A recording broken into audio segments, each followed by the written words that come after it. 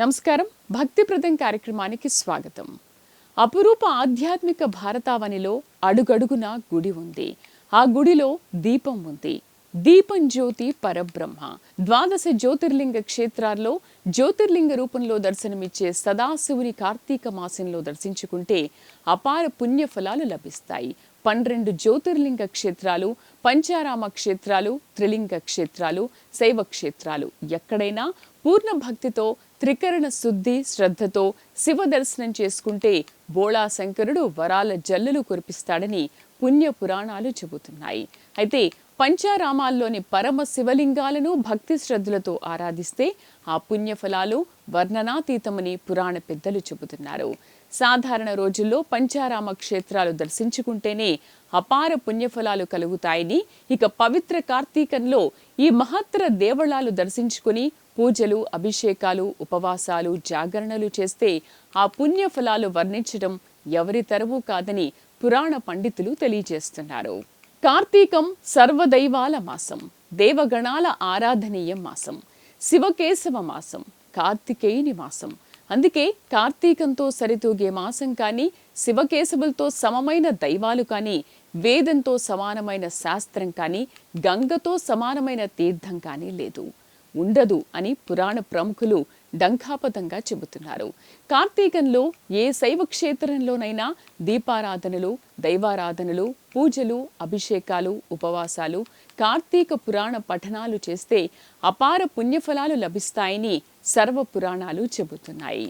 అయితే శైవ క్షేత్రాల్లోనే అగ్రగణ్య పుణ్యక్షేత్రాలైన పంచారామ క్షేత్రాల్లో చేసే ఏ చిన్న పుణ్య కార్యానికైనా అపార పుణ్యఫలాలు లభించి పాపాన్ని దూది పింజలు మాదిరి చెల్లాచెదురు అయిపోతాయని పండితులు చెబుతున్నారు.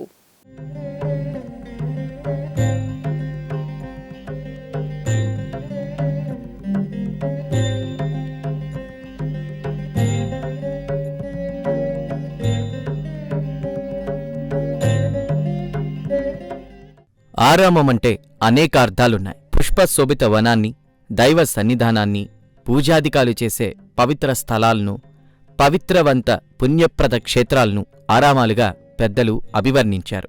అయితే పంచారామ క్షేత్రాలు 5 పుణ్యక్షేత్రాలకు పురాణ గాథ ఉంది, చారిత్రక శోభ ఉంది. స్కందపురాణం ప్రకారం తారకాసురుడు వరగర్వంతో ముల్లోకాలను కల్లోలపరుస్తుంటే కుమారస్వామి తారకాసుర సంహారానికి సంసిద్ధుడు అవుతాడు. అయితే అసురగణానికి చెందిన తారకాసురుడు మహాశివభక్తుడు. శివలింగాన్ని తన గొంతులో ఉంచుకుని శివభక్తి ప్రదర్శిస్తాడు. కుమారస్వామి తారకునితో యుద్ధానికి దిగి బాణప్రయోగం చేసినప్పుడు తారకాసురుని గొంతులోని శివలింగం 5 ముక్కలుగా విరిగి 5 చోట్ల పడింది.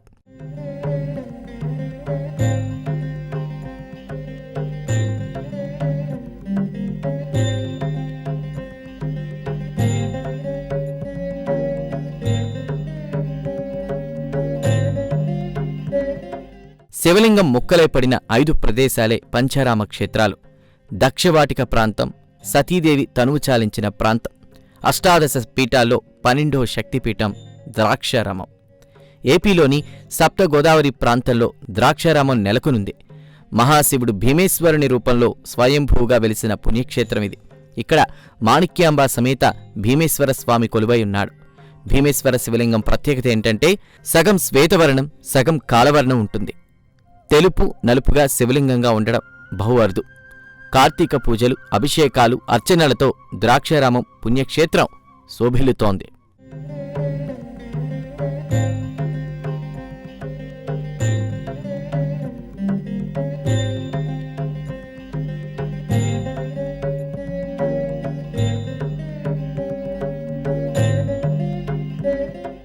కార్తీక మాసం సందర్భంగా ఈ పంచారామ క్షేత్రానికి పెద్ద ఎత్తున భక్తులు తరలివస్తున్నారు. కార్తీక సోమవారాల్లో భక్తులు అత్యంత భక్తి శ్రద్ధలతో సోమవార వ్రతాలు, దీపారాధనలు, దీపదానాలు చేస్తున్నారు. దేవ దీపావళిగా పేరొందిన కార్తీక పౌర్ణమి వేడుకలు ఇక్కడ ఘనంగా నిర్వహించారు.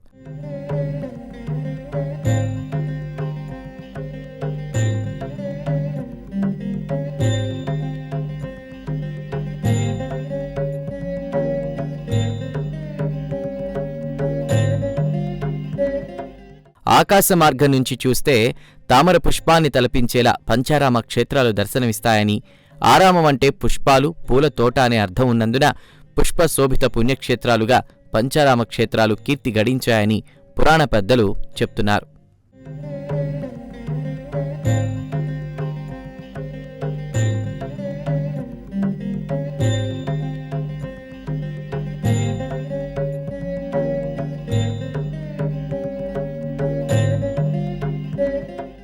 పంచ ఆరామాలే పంచారామాలు.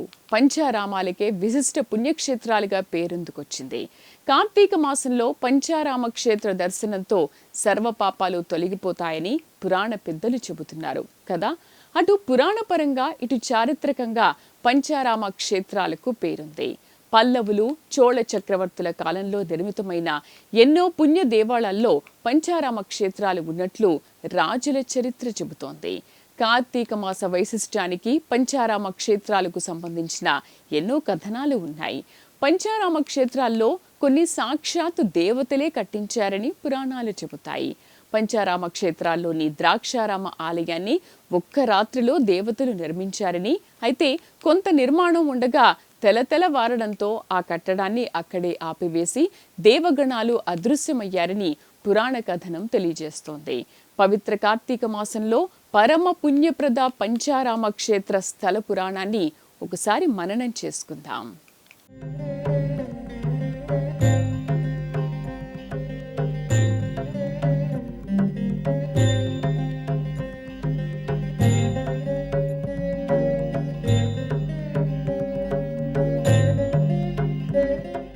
పంచారామ క్షేత్రాల్లో కార్తీక మాస పూజలు వైభవోపేతంగా కొనసాగుతున్నాయి. భక్తులు పుణ్యస్నానాలాచరించి దీపారాధనలు, దీపదానాలు, బిల్వార్చనలు, నమక చమక పారాయణలు చేస్తున్నారు. కార్తీక సోమవారాల్లో సోమవార వ్రతాలు 6 విధాల చేస్తున్నారు. ప్రభాత స్నానం, ఉపవాసం, ఏకభుక్తం, నక్తం, తిలదానం, అయాచితం అనేటువంటి రీతుల్లో ఈ వ్రతాలు సాగిస్తున్నారు.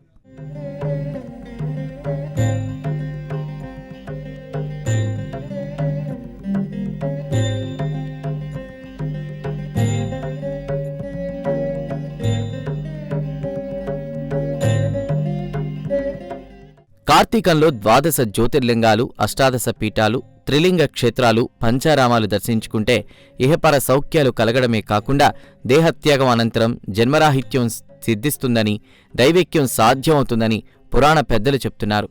కార్తీకంలో భక్తులు పంచారామ యాత్ర చేపట్టి పుణ్యఫలాలు కైవసం చేసుకుంటున్నారు.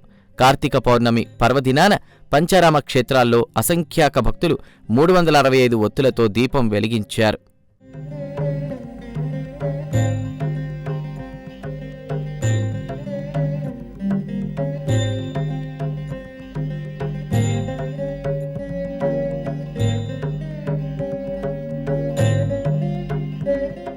దేవదీపావళిగా పేరొందిన కార్తీక పౌర్ణమి పర్వదినాన ప్రదోషపు వేళ నిర్వహించిన జ్వాలాతోరణంలో భక్తులు ఆనందోత్సాహాలతో పాల్గొన్నారు. స్వామివారు అమ్మవారి పల్లకి జ్వాలాతోరణం కింద నుంచి ముమ్మారు అటూ ఇటుగా వెళ్లగా భక్తులు పల్లకి వెంట వెళ్లి పుణ్యఫలాలు పొందారు. జ్వాలాతోరణ వేడుకలో పాల్గొంటే యమలోకం ఛాయలకే వెళ్లాల్సిన పని ఉండదని ఆధ్యాత్మిక గురువులు తెలియజేస్తున్నారు. శివకేశవ ప్రీతిపాత్ర మాసంగా కార్తీక మాసానికి పేరుంది. అందుకే పంచారామ క్షేత్రాల్లో శివుడితో పాటు కేశవుడికి పూజాధికాలు నిర్వహిస్తున్నారు.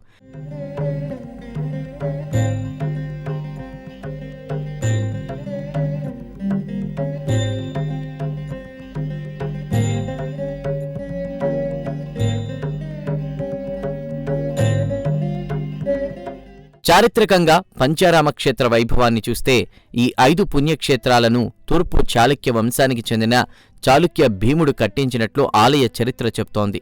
పంచారామాలు వేర్వేరు ప్రాంతాల్లో 5 చోట్ల ఉండడంతో పంచారామ యాత్రను సమగ్ర యాత్రగా భక్తులు పేర్కొంటారు. అతి పెద్ద శివలింగాల్లో ఒకటిగా ద్రాక్షారామ పంచారామ క్షేత్రంలోని శివలింగానికి పేరుంది. పంచారామ క్షేత్రాలను కార్తీక మాసంలో దర్శించుకుంటే ఇహపర సౌఖ్యాలతో పాటు మోక్షం తప్పక సిద్ధిస్తుందని ధార్మిక గురువు, ఆధ్యాత్మిక స్రష్టలు చెప్తున్నారు. దీనిని భక్తులు సంపూర్ణంగా విశ్వసిస్తున్నారు. అందుకే పంచారామ క్షేత్రాల్లో ఇప్పుడు భక్తజన వరద ప్రవహిస్తోంది.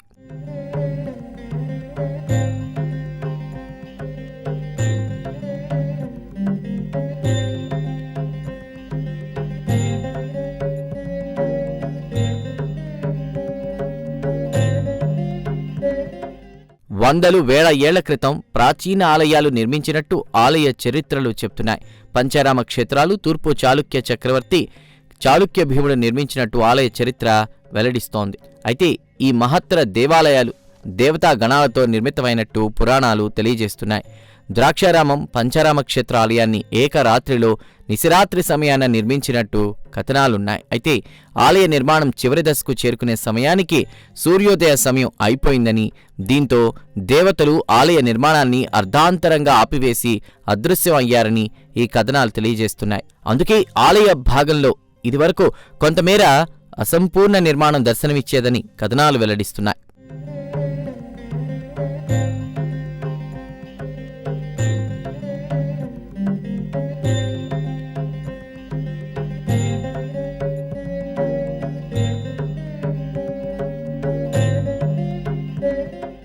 అటు పురాణపరంగా, చరిత్రపరంగా, రాజరికపరంగా పంచారామ క్షేత్రాలు కీర్తి పొందాయి.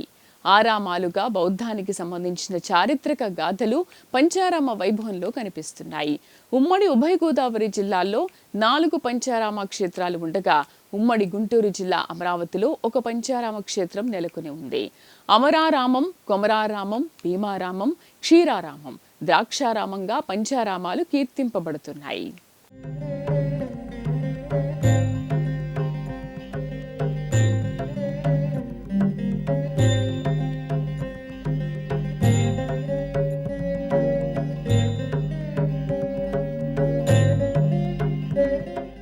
ఆరామాలంటే సాధారణంగా బౌద్ధ పుణ్యక్షేత్రాలు, బౌద్ధానికి సంబంధించినవిగా అందరూ భావిస్తారు. బౌద్ధానికి సంబంధించిన చారిత్రక గాథలు పంచారామ వైభవంలో కనిపిస్తున్నాయని కొందరు గురువులు వ్యాఖ్యానిస్తున్నారు. అయితే పంచారామ క్షేత్రాలకు సంబంధించి బౌద్ధ కథనాలు ఏమీ లేవని పలువురు హిందూ బంధువులు అంటున్నారు. ఈ 5 క్షేత్రాలు శివదేవునికి అంకితం చేయబడిన హైందవ పుణ్యక్షేత్రాలని, కుమారస్వామి తారకాసురుని సంహరించాక తారకుని కంఠంలో శివలింగం 5 ముక్కలై 5 చోట్ల పడిన ప్రదేశాలే పంచారామాలని, ఈ విషయాలను పురాణాలు సుస్పష్టంగా తెలియజేస్తున్నాయని హైందవ పెద్దలు చెప్తున్నారు.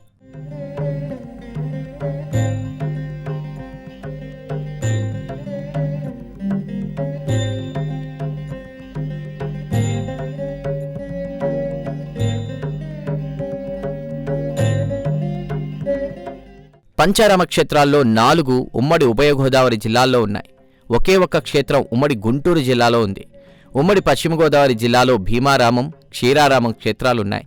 భీమవరం సమీపంలో గునుపూడిలో పంచారామ క్షేత్రం ఉంది. అయితే భీమవరంలో ఉన్న పంచారామ క్షేత్రం భీమారామం అని కొందరు భక్తులు పొరబడుతూ ఉంటారు.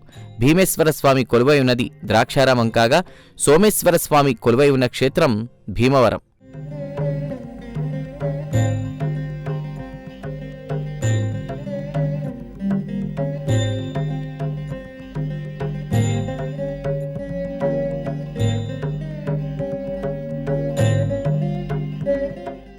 సోమారామంగా పేరొందిన భీమవరం పంచారామాల్లో 4వ క్షేత్రం. ఇక్కడి చంద్ర ప్రతిష్ఠిత సోమేశ్వర స్వామి శివలింగం సాధారణ రోజుల్లో తెల్లగా ఉండి అమావాస్య నాడు గోధుమ వర్ణంలోకి మారడం విశేషం. అయితే తిరిగి పౌర్ణమి నాటికి తెలుపు రంగులోకి మారడం మరో ఆశ్చర్యకర విశేషం. ఈ క్షేత్రంలో అన్నపూర్ణాదేవి సమేత సోమేశ్వర స్వామికి విశేష రీతిలో పూజాధికాలు జరుగుతాయి.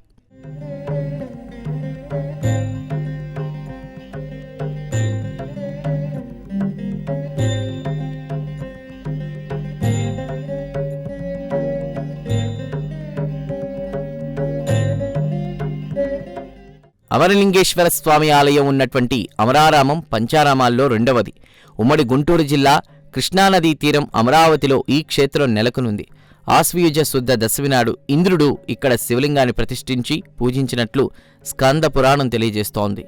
లోక కంటకులుగా మారిన రాక్షసులను అంతమొందించే శక్తిని సమకూర్చమని ముక్కోటి దేవతలు ఇక్కడ పూజాధికాలు చేసినట్లు ఆలయ చరిత్ర చెప్తోంది.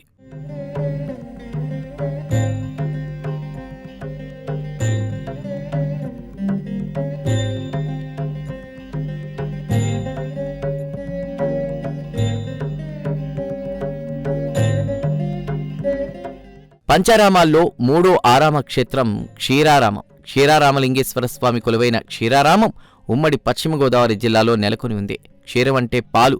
ఈ క్షీరం పేరిట వెలసిన క్షేత్రమే పాలకొల్లు.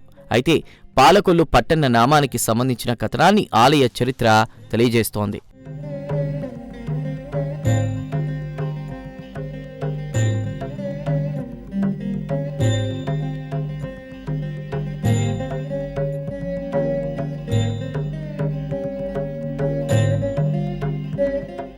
క్షీర సముద్రి ప్రాంతంగా ఈ క్షేత్రం బాసిల్లాలనే ఉద్దేశంతో శివదేవుడు భూమిలోకి బాణం వేశాడని, భూభాగం నుండి పాలదారులు పైకి ఎగసొచ్చాయని ఓ కథ ప్రాచుర్యంలో ఉంది. తొలుత క్షీరపురి అనే పేరు ఉండేదని, వ్యావహారికంలో అది పాలకొల్లుగా మారిందని పురాణ విశ్లేషణలు తెలియజేస్తున్నాయి. త్రేతాయుగంలో ఇక్కడ రామలింగేశ్వర స్వామి శివలింగాన్ని సీతారాములు ప్రతిష్ఠించారని ఆలయ చరిత్ర చెప్తోంది.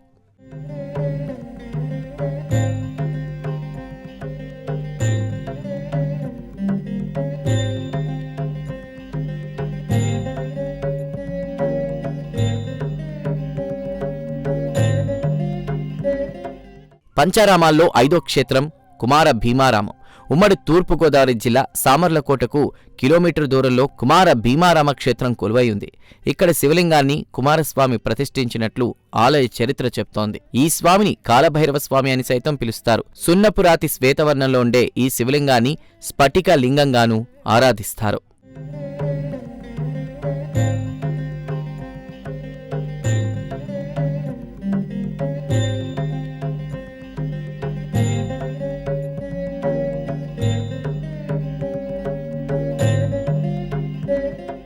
పురాణ గాథ ప్రకారం కార్తికేయుడు తారకాసుర సంహారం చేసే సమయంలో తారకుడి మెడలోని శివలింగం 5 ముక్కలై 5 చోట్ల పడిందని, ఆ 5 ప్రదేశాలే పంచారామాలని పురాణాలు చెబుతున్నాయి.